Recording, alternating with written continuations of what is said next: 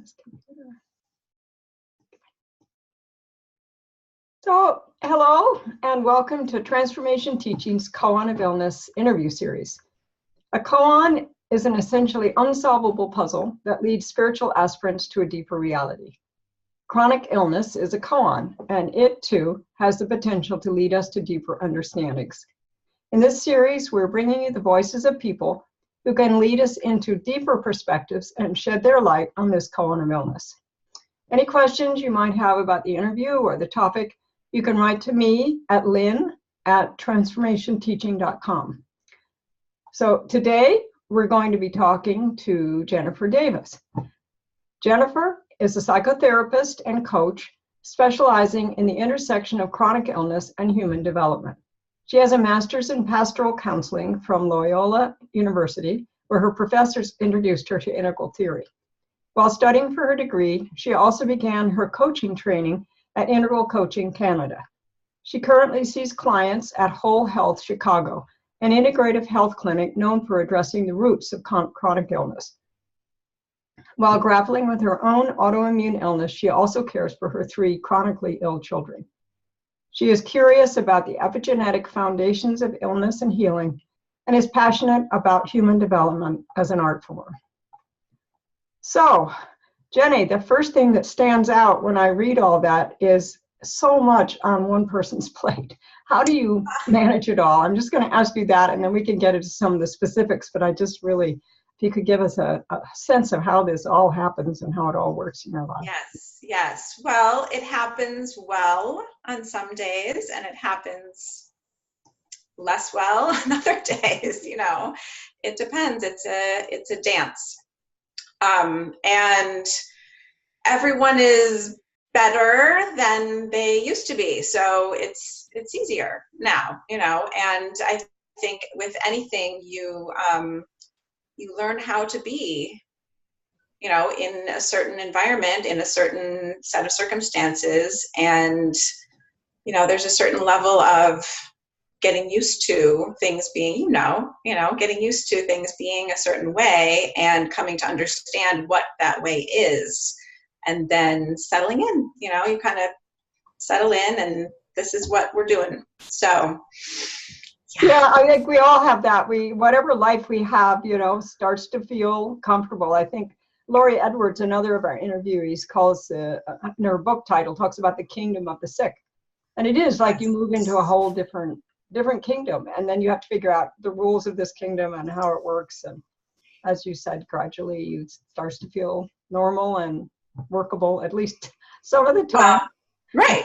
But it does feel like you explore that kingdom, and it's not well known to everyone. So in a way, it's helpful to, for my family to have that commonality, in my little family, my people at home, because they do understand, I understand them, there's a way that we can talk, and, they'll come home and say, people don't get it. And I'll say, yeah, that's right. I get it. So, have a hug. Yeah, that kind of mutual validation, I think it's really important. So many people are out there by themselves, surrounded by people who really have no idea what they're going through. Yes. Kindly people who are trying to understand it. It's very, very difficult. As a caregiver myself, I find myself not understanding. After years and years and years, I still find myself not understanding. And I think that's a really important thing for people to keep in mind. Exactly. Yeah. Probably they don't. I can say, oh yes, I've had this experience, and then turn around in the next 5 minutes and have my son say, you're acting like I'm not sick. Like I could just magically do this. And I think, oh, you're right. Let me backtrack and, remember. And you do have to be, and I have taught them, of course, to advocate for themselves, even with me, to say, this is how I feel. I have this fatigue at this level, or this brain fog at this level, which is hard to gauge, but they will do that. And I can gauge then, okay, don't clean up your room, do this homework, don't clean up the room, whatever is happening in that moment. So yeah, and I think that's another thing, a moment to moment process, and it changes. And with chronic illness, it's unpredictable. You're never quite sure where anybody is at any point, and asking is such a good idea. And, really, and it doesn't turn, why not ask? How are you today? Right. What are you able to do today? Right. Yes. Yes. And that's something that actually my kids were talking about it last night, because they said, we're so meticulously aware of what's happening with our bodies, and we can articulate it so well. And my son said, I don't think other people do this. I was like, I'm glad we do, because that's how we engage with each other to figure out, okay, how much can they joke around with each other? Or how much can I ask of them? Can you set the table? Do you need my help? Whatever little home life things are happening. Yeah, I think developing a vocabulary and ideally spreading it a little out into the world too. There seems to be a sort of a black and white, you're well, you're not well. Yes. These nuances get lost. So finding the words to say it, I think that's really an interesting point. Yeah, exactly. So I was going to start out with your coaching. Maybe if you could tell me about that. You're an integral coach, which you might want to explain. I think a lot of people listening have an integral background, but also several don't. So right. And that is, I'll sort of put a little asterisk next to it, because I'm not an integral master coach, much as I hope to achieve that level of wonderfulness at some point. I started, well, I think as you said, I was in school for pastoral counseling at Loyola Chicago, and found out about integral and explored how could coaching be a part of this? And Integral Coaching Canada came up as the place to be. And I left my little family one day. I decided to drive. This was sort of at the level of crazy that I was. I'll just preface by saying this autoimmune illness I have is thyroid. And didn't know it at the time. And there was a lot of emotional roller coaster happening. So I was definitely on I'm going to make something of my life and become an integral coach and drive to Ottawa from Chicago by myself. I think I listened to Jane Eyre, audiobook the entire way, and got there exhausted. And it was Anne Wright and Jody Jones who taught the course. And I think they kind of looked at me like, what is this crazy lady doing? It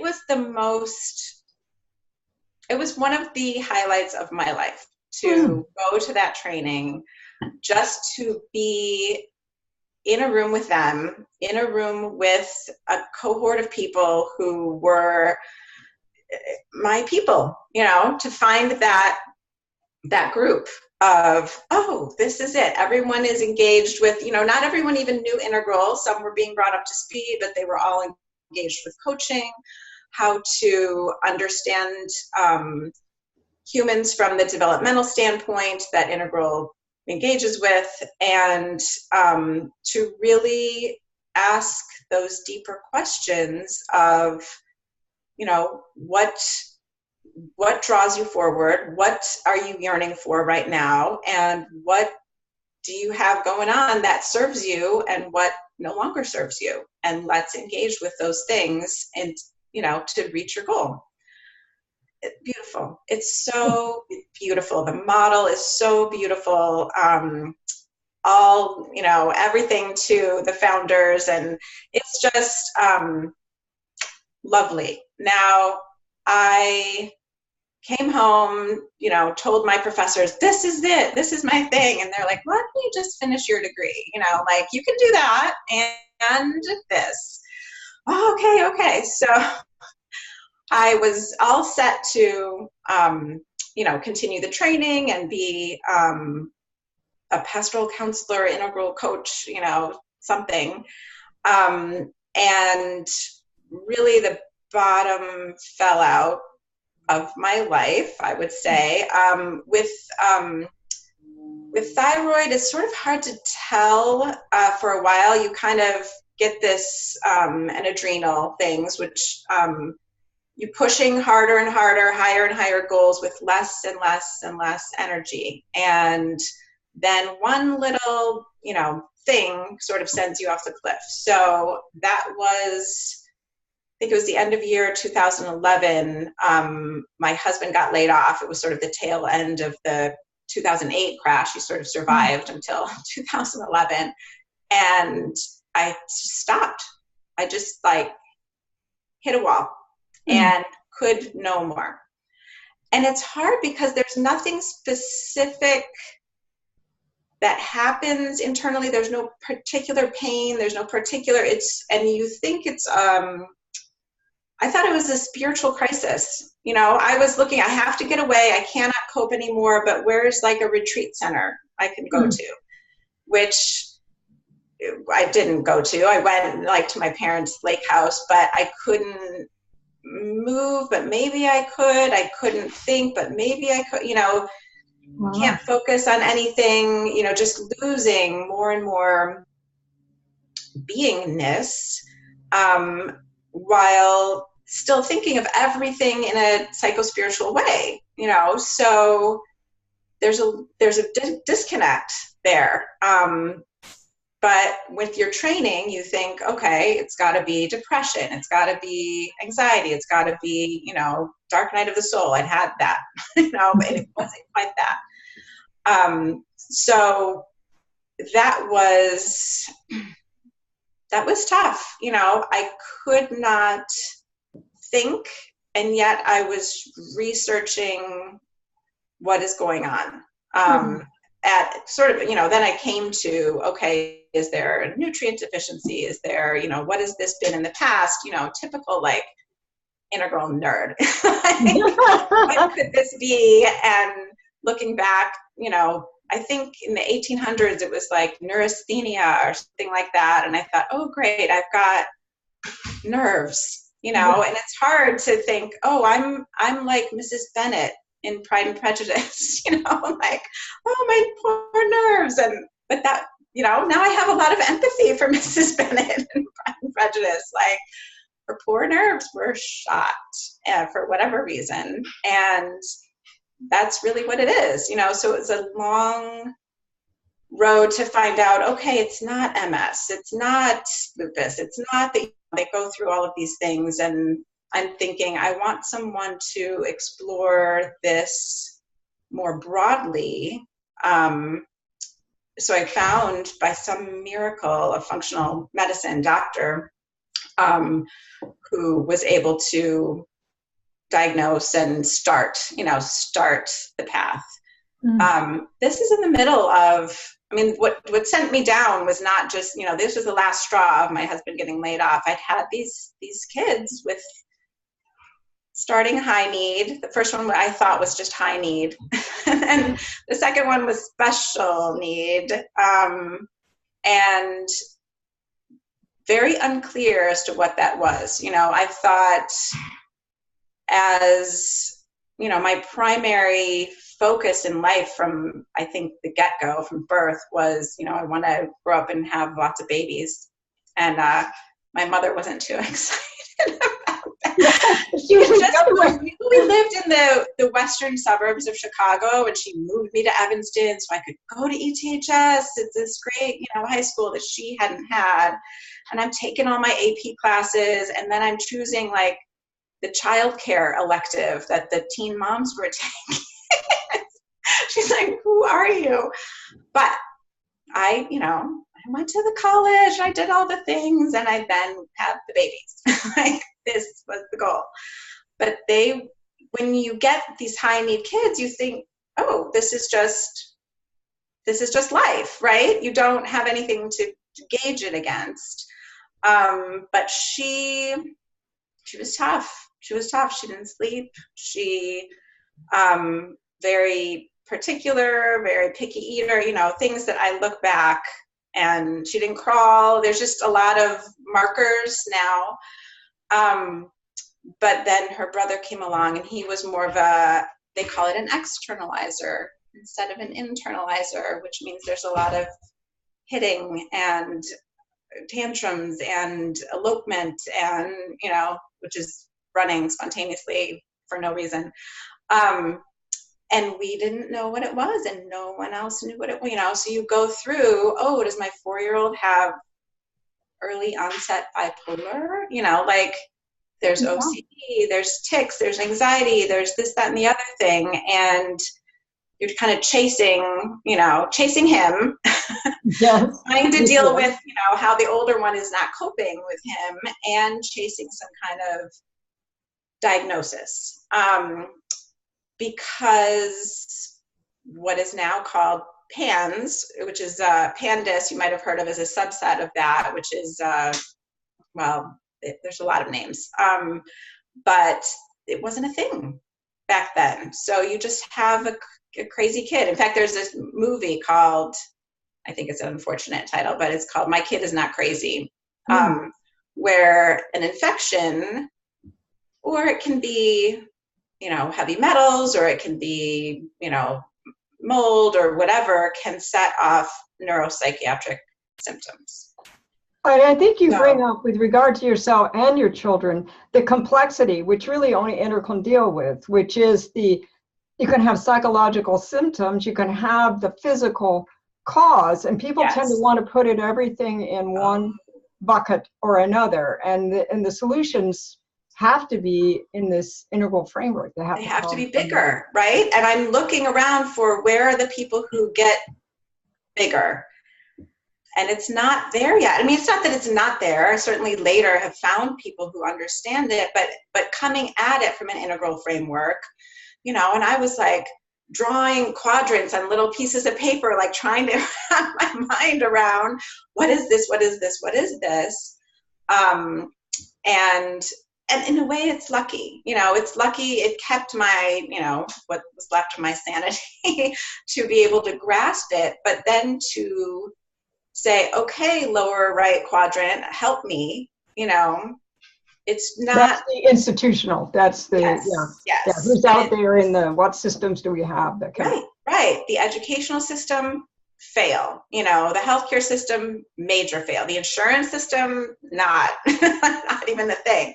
So to be addressing it from this standpoint, and I have to say, like, I was losing language at that point, so my expressive language was like way at the, flatlining, and to say anything more than there's something wrong with this kid and it doesn't need a psych med, they said, yeah, kind of it does, and we just went round and round, round and round. So there were years of that, and me kind of being, I think maybe I mentioned this, there was an odd component where I would fall off the map at 3 a.m. It would wake me up, and it would just be, I called it the horror, from 3 a.m. until 3 p.m. And then there was something would lift. Wow. So, and I could, I was weak. Certainly I was really weak, but I could function, and they went to school until 3 p.m. So thank heavens. They don't remember a lot of it. I would tell them, like, mommy's not doing well, mommy, whatever, because they're little, but they don't have too much of a memory of it, which, thank goodness. But it's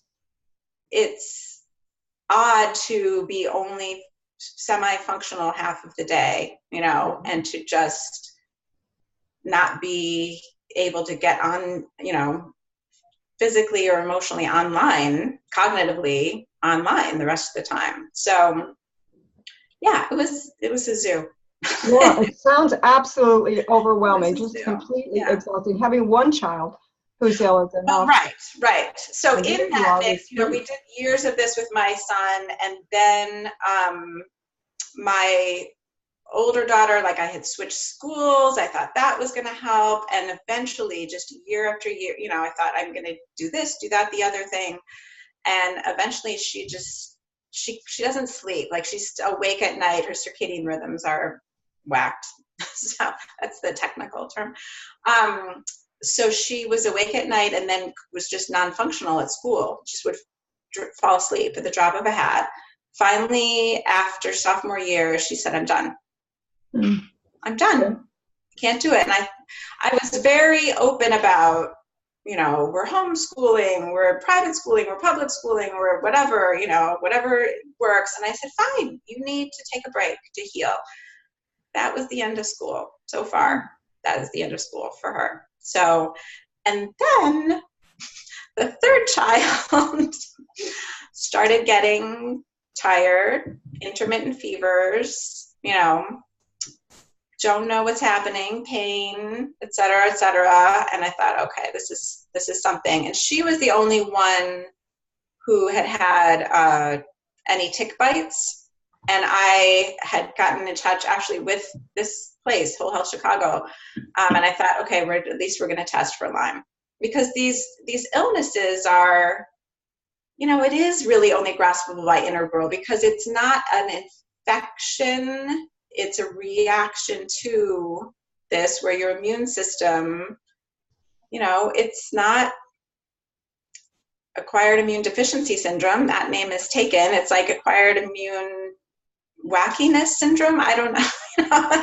That's not a very good acronym, but people are coming up with names, their own names, for the Lyme version or the mold version or whatever, but it's something that doesn't go away without a lot of support for the immune system. And and that's so true of so many of these autoimmune illnesses. They're not easily diagnosable. They have these unusual symptoms that immediately cause doctors to send people off to psychiatrists instead of trying to look actually what's going on in this person's body. And I don't know if there have always been, and nobody ever really looked at them, or whether our current world is generating, but there do seem to be a huge number of these illnesses, and people are treated really, really badly. It's all in your head, and if you only did X, everything would be great. And of course, this is just not true. Sure, right. And it's interesting to have come to that, for myself, because your sense of yourself is affected. But when I could look at my kid and say, this is not bad parenting, right? Of course they look at you, right? First thing is, that's the first thing. He needs more structure, or he needs a spanking, or whatever the mood of the day is. But it's something more than that, and to be able to say it's something more than that to, who do you say that to is the question. So to be able to say that to oneself really helps keep you on the path. But they are much more complex than I think most practitioners are prepared to deal with. And I wasn't that well prepared either. I thought, maybe it's you're thinking holistically. So you're thinking maybe he's showing up and this is his karma, he's very angry. Like maybe, I don't know, right? I'm looking at, holistic version of autism. So, and that's because my daughter was I tried to get him diagnosed with that, and they said, oh no, he's too social. Well, when we actually did the testing, yes, he was spectrum-y, they did it, so that I could get services and get treatment. Yes, my older daughter was diagnosed, and that's helpful, but it's a symptom, right? It's a symptom of this inflammation and what causes the inflammation, and kids are recovering. People are treating their children, and people are recovering from that. And I say kids, but there are adults that I know as well.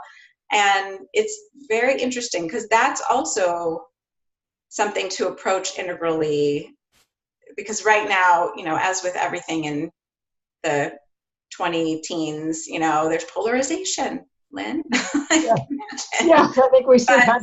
Yeah, but there are people who are just diehard recovery people, and there are diehard neurodiversity people who are like, oh, this is just a new way of thinking, a new way of being that's coming online.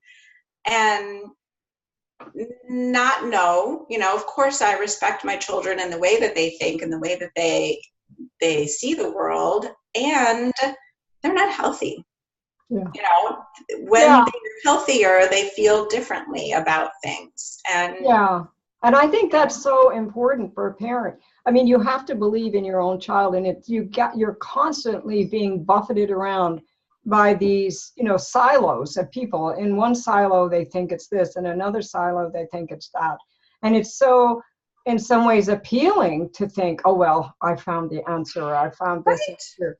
But you have to, when you're the manager of your illness or your children's illness, as you end up being, I spent a lot of years looking for somebody out there who was going to be able to do that. I realized, no, this is me. Oh, this is my job.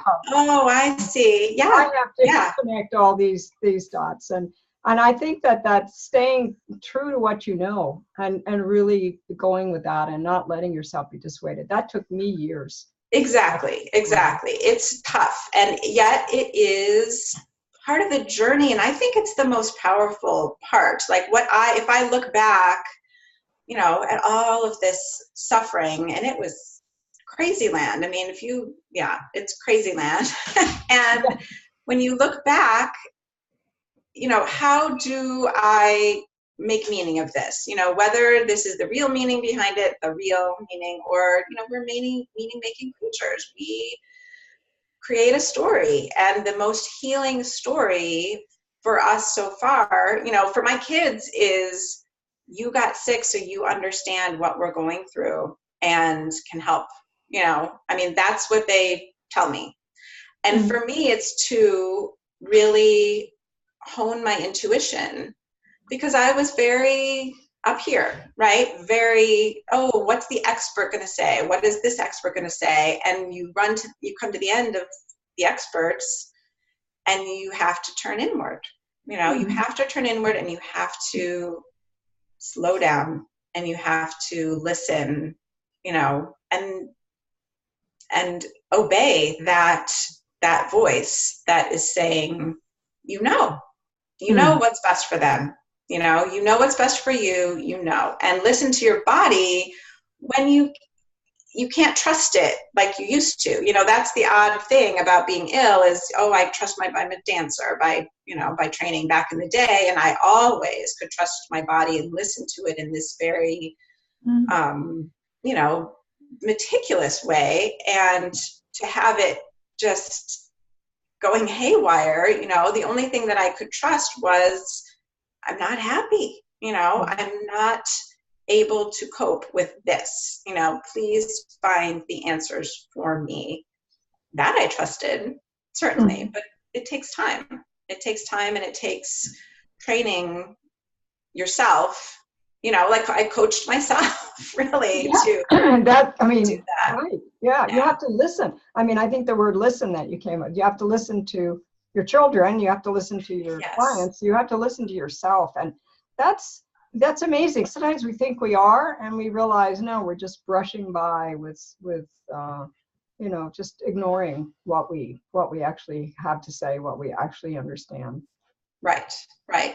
And to know that developmentally, there's a way of looking at the entire, like when you're the fish in the fish bowl, you don't see the water or the bowl, right? But to be outside of that enough, or to step back and witness, oh, that's water, that's a bowl, to say, this is not all that there is. And I feel sick, there's that distinction between, am I ill? Is that my whole being, or do I have X illness, and can I stand outside of that and say, what is the core me that needs to move forward? Because there's healing that can happen in that's nothing to do with the physical. Everything to do with it, because they're all interconnected, but a sense of, I still have a being, and it is going somewhere, like Teilhard de Chardin, we are moving, and we are moving, and it feels like, at the lowest point that you're not going anywhere. But, you get up and do it the next day. And that's a point I love to make, is the essential, the fundamental questions that arise when you find yourself in these situations. You have to pay, in your case there, who am I? Who Yes. am I? A person with an illness, but what else am I? What are these, and where those questions can take you is pretty incredible. And I think that's what you mean by the healing, the incredible interior spiritual experience, really. Exactly, which is not readily available in the culture. I mean, you can find it. Certainly I found it with integral and pastoral counseling, as we're all interior all the time. But for example, my daughter, when she did this neuropsych testing, which was like 3 days worth of, hours and hours, and left with, results in hand, and she said, they didn't ask me at all how I was experiencing this. Wow. Like, they didn't ask how I think or there were no questions like that. And I thought, that's right, because that's not what neuropsych testing is these days, which is interesting, right? Because it's very telling for me when I have a client, for example, who's on the spectrum. I can tell by the way that they think and the way that they experience things sensorily that they're having a different experience than you or I might be. But that's, and how interesting. Curious, right? Like, you need that curiosity to really push that forward. And how interesting that people have different ways to think.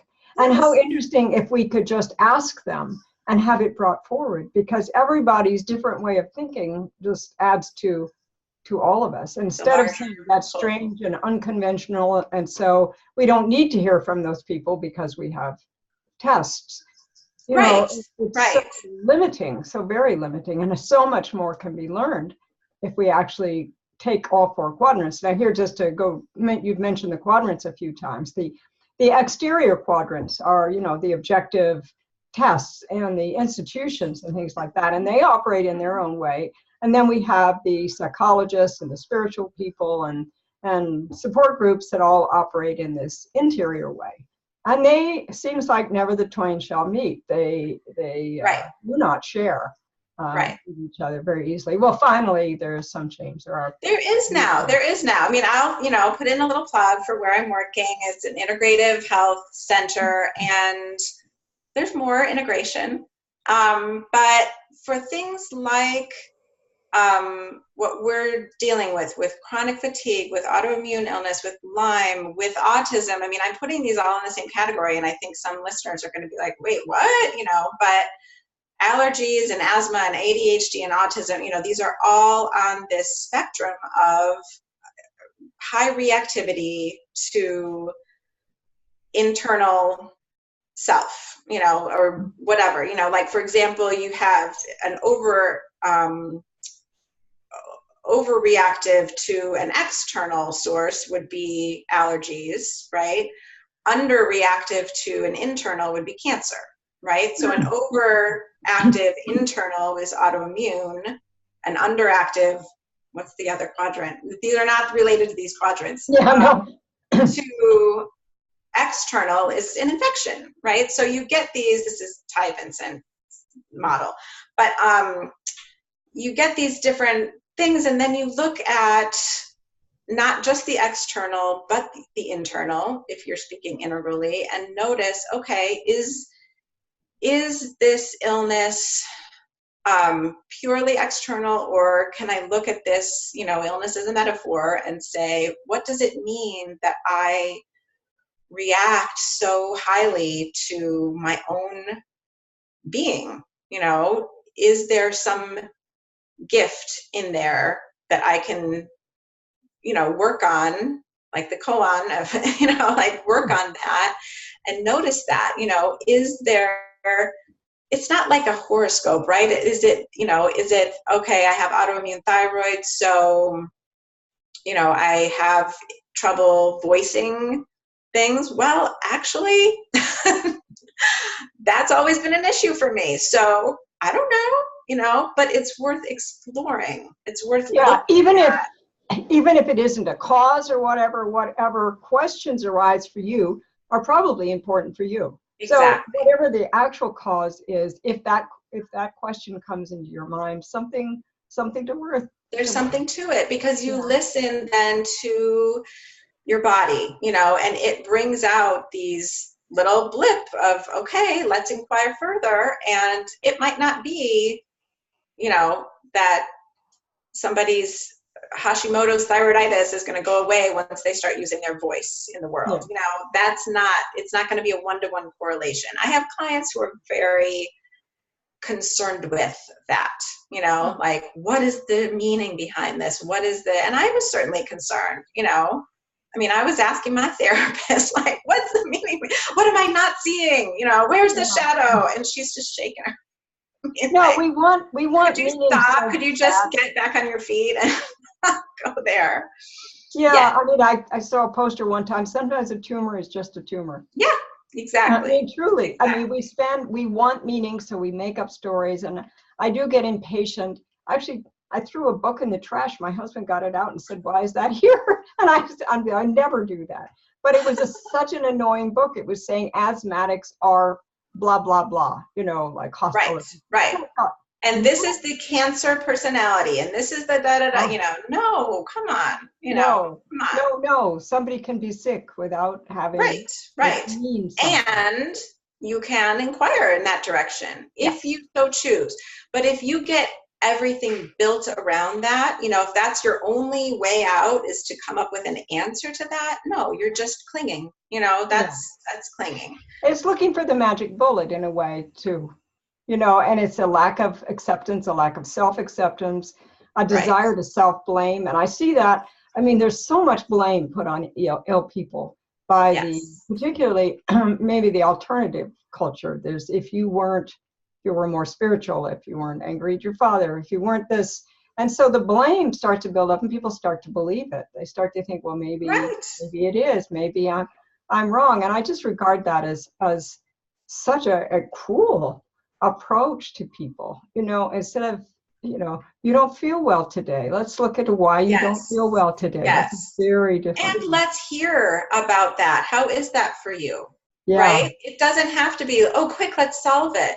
But that's very much the culture as well. There was no following us into the wilderness by, extended family, friends. Certainly people were there as much as they could be, but people, I'll say American culture, because I'm not going to go global, but they don't want to. No one wants to be in the wilderness. We don't even want to see the wilderness. We don't want to even pretend that exists. Like, oh, there's a grove of trees. Let's go somewhere else.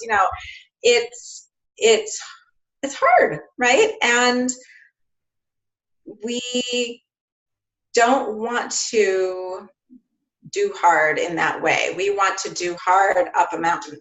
Like, okay, go, higher, faster, stronger. But going down into the depths is not of interest to people, and it's lonely, right? It's lonely for whoever must go there. And I notice, with the clients that I have, some will go more readily and some are kicking and screaming and won't, do any examining at all. It's worth it. I think it's worth it to examine. It's not worth it to blame. But if you are blaming, it's worth it to understand why you're blaming yourself. Like, that's a thing to look at it.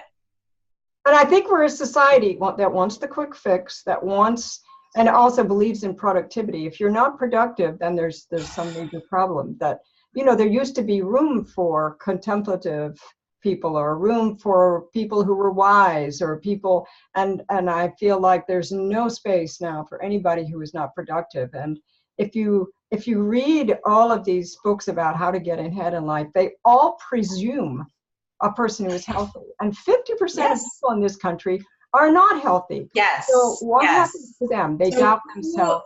Who are they? Yes. The common discourse, who are these people? Where do they fit?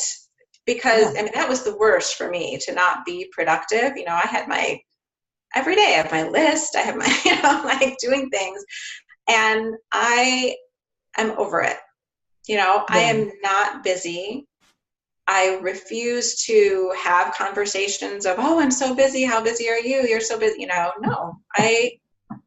that's one gift, right? That I'm not busy. I will not go there anymore. Yeah. And certainly I'll have a day that's crowded with things, but that mentality is gone. And maybe that was certainly a lesson that I am happy to have learned, because I'd never wanted to be busy. I was like sitting in my bedroom reading my books my entire childhood and caring for my baby dolls, right? So I wanted those baby dolls. Your future. Yeah. And I still would like to care for my babies and read my books, and by God, now I'm going to do it, because that busyness doesn't serve anyone, as far as I can tell. It certainly doesn't serve me. So, yeah, and I think we're discovering that as a culture, and I think that's something that ill people can teach others. Is this incredible emphasis, like you're better if you're busy somehow. I mean, maybe you're worse if you're busy. Haven't you been able to simplify your life or make it orderly or balanced? No, being busy all the time, which I have to say I'm very guilty of. I have this inner driver that I keep trying to talk to. And say, sure, of course. Stop. But it comes from the culture. It comes from everybody. We all have this drive. Yes. And there's no room. If you can't drive, there you are feeling inadequate, and other people look at you as though, there's something wrong. Well, there's something wrong. And often there is something wrong, but maybe that's not okay. But maybe it's okay that you're not going every second of the day. Well, maybe there's a lot to be gained from silence. Exactly. From peace, from moving more slowly. There's so much to be gained for that. And I really feel that that's what we've shut out of our lives. There's also this terrible emphasis on the positive. So we can't look at suffering. We can't allow suffering. Oh no, don't even mention the word suffering. Whereas that's cutting out half of the world, half of God, half of anything you want to say. Well, exactly.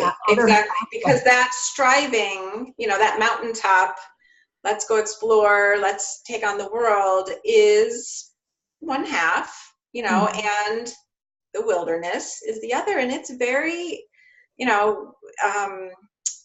don't want to say fulfilling, but it has depth, it has shape, it has so much to explore when you are willing to go there. You have to slow down, and some people are slowed down by illness, but you have to, slow down, and then you do the work. And sometimes the work it looks like the opposite of work, right? It's non-productive. It's sitting and being, and noticing very teeny tiny things that you would never notice if you were striving up that mountain. So yeah, and I think that actually talk about a challenging life. I mean, the challenges, you think about a person who's climbing a mountain and all the challenges, but as my son said to me the other day, it is so difficult to not do. That's right. Is really, really a huge challenge for somebody to be able to take that on. That's right. Yeah.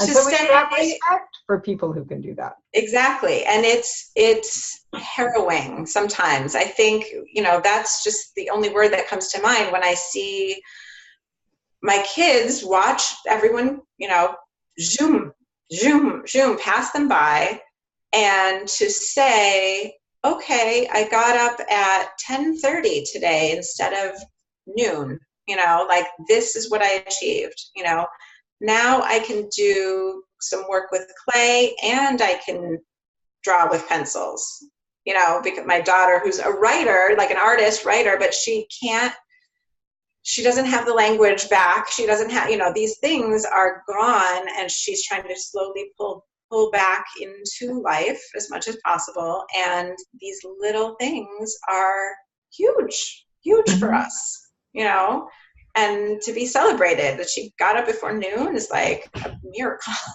you know. Yeah. And when I was at my worst and I, you know, looked down the hall at the bathroom and thought, oh my God, I have to get to the bathroom sometime today. That's going to have to happen. And I would prefer that I not call, you know, like that's going to be big. It's going to be big. And, you know, and then you're worn out afterwards. So, Yeah, and people, I mean, you should be getting medals for that. I mean, the equivalent, I mean, you know, people who have an illness work hard every single day just to stay afloat. That's just not appreciated, really. Exactly. Yeah.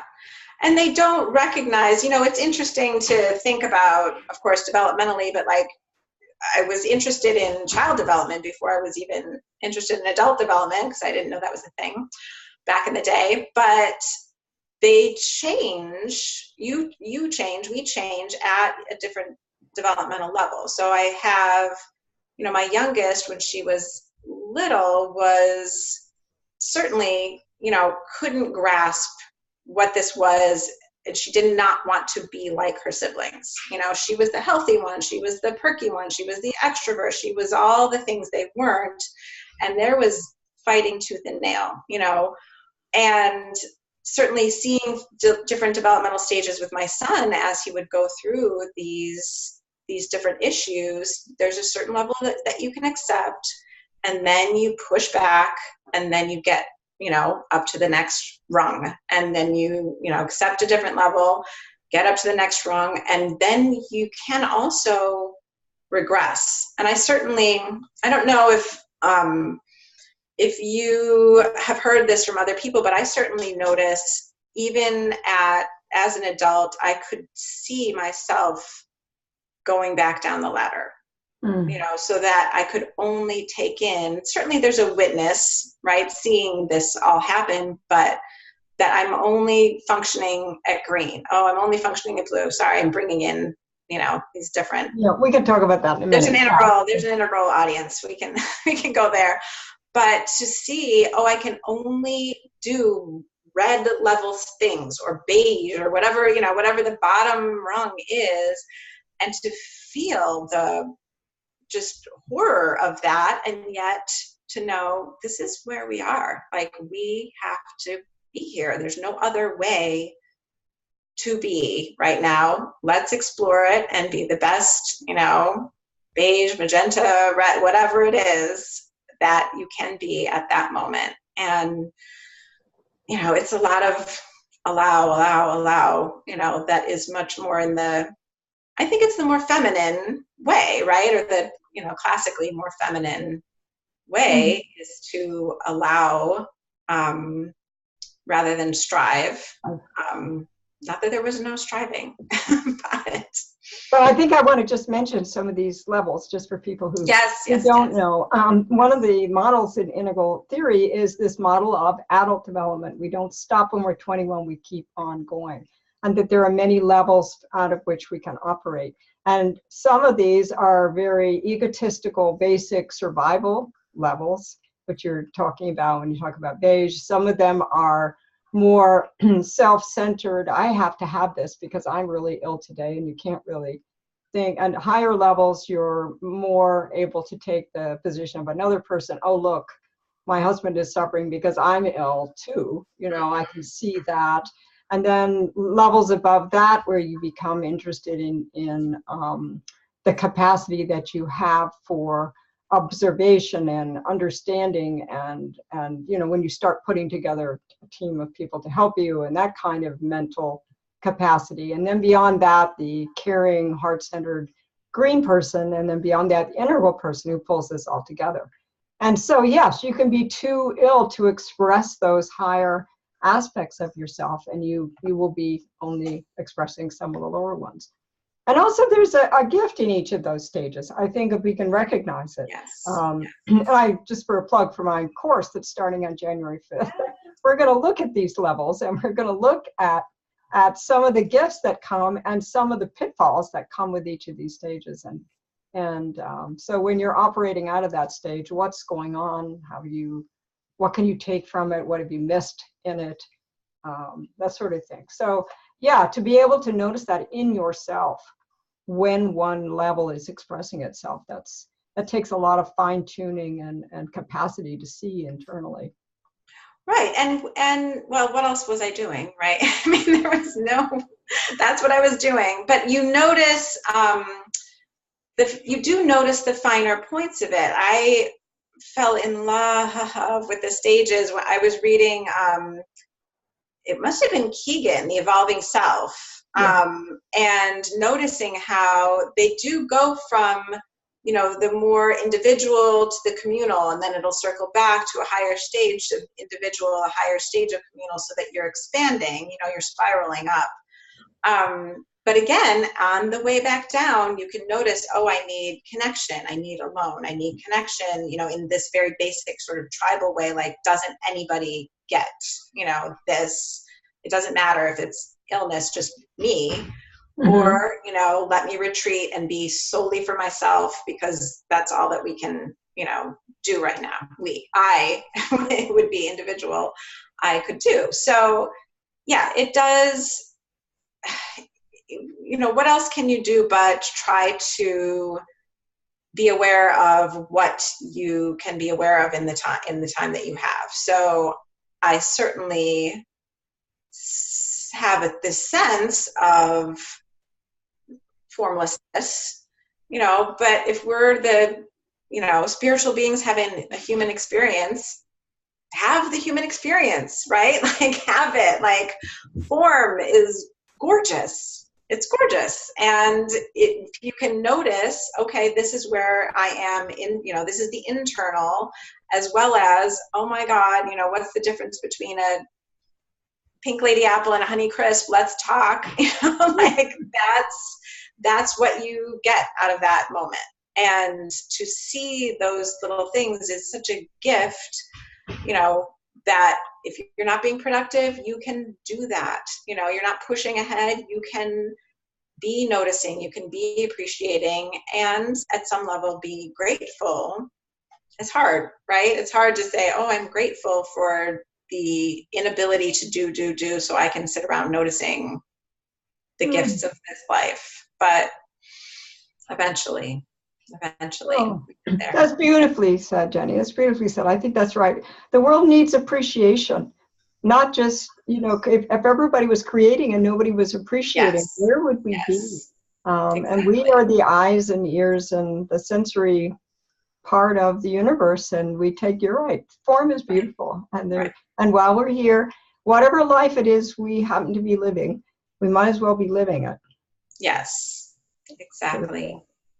So, well, I think that's a great place to stop. Thank you very much. I really love talking to you, and we've gotten to know each other through the course, and I've always, every time, enjoy what you have to say. So thank you. Oh, thank you. You're so sweet. Well, this was a pleasure for me, certainly. And I'm definitely already signed up for the next installment. Great. I'm loving it. I'm loving it. It's exactly the combination of, integral approach to chronic illness that I have been just, thirsty for. So I love it. Great. Well, you're an integral part of the group. Me. All right. Well, thank you. Take care. We'll Take care. Yes, we'll talk soon. Bye-bye.